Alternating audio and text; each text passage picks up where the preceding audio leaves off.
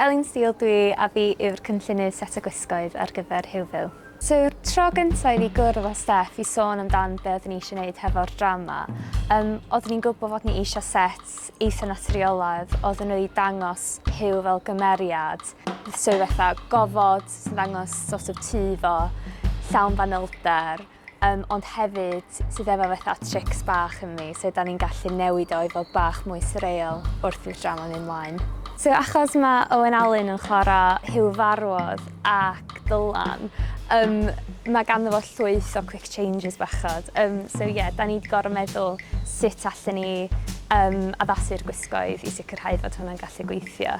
So mae uniform Huw Farwodd di gael ei sort of newid fel fod o'n gallu whipio fo ffwrdd yn super sydyn. A yeah, bechod, di'r gweddill ddim yn really gorfod wneud nhw achos maen nhw jyst yn un gymeriad. Yeah, bydd o'n fun dwi'n meddwl.